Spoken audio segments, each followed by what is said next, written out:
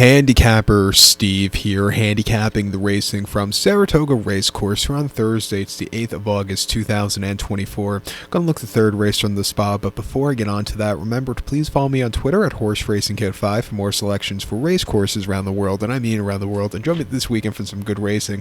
I wish what day I could say that good racing is going to be on with all the wet weather we're having here on the East Coast, but I think it might be on Sunday. But you have Sunday, the Arlington Million. Actually, the card's behind me. I'm going to go through it right after this.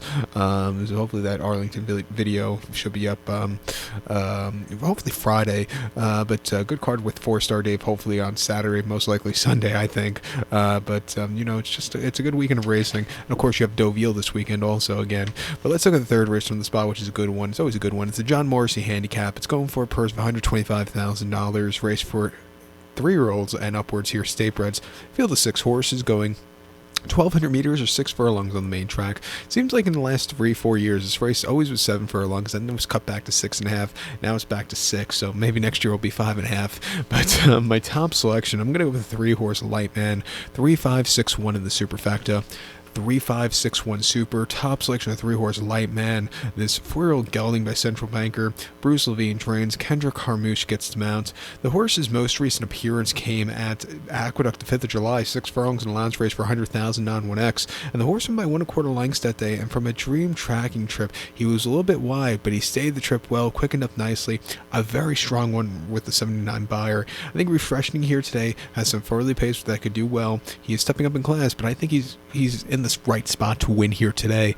He ran 2 back at Aqueduct on the 17th of May, 6 furlongs and a state-bred optional 45, and he won by a neck that day. Had to be used a lot that day. He was a little bit wide, but he was gaining. Not the world's worst race for him that day. And then 29th of February at Aqueduct, a 1 mile and a launch race, 72,000, winning by a head. On the front end all throughout, he had a little bit of a troubled bumpy trip, but he held on to the race back to a mile, even though I don't think that's his preferred trip. I think he wants a sprint. His first race in a year and a half came at Aqueduct earlier in January, 6 furlongs in the mud in that allowance race, where he finished second by 3.5 lengths. It was a little bit wide, but he needed the race off the bench. He didn't knock anything. He didn't, lose a lot from the debut victory there, even though it was a year and a half prior. But he's training well since the last race, refreshing here. I think he could get a piece of it. I think the 5-horse Rodney for Mike Maker and Irad could win also. Was winner 2 back in the Affirmed Sussex at Aqueduct over the 6, winning by 1 3/4 lengths on the front end. He won quite nicely. Came back to run in the True North, where he finished 4th by 7 lengths, and he just was wide, and he just couldn't catch Baby Yoda, who has an affection with this track, it seems. This horse just wasn't catching him that day. This horse, he likes this. He's run good on this track. I don't know if he likes it, but he's run good on this track. He won here a couple of seasons ago quite nicely. He's 3 for 1 on it. He's always run these good races against statebreds. His race in the Safe Florida Sandy was impressive earlier this year.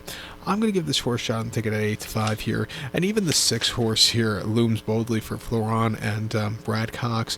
He's been running in the allowance circuit here in New York and against Open Company over the winter, and he hasn't been running half bad. Refresh me here.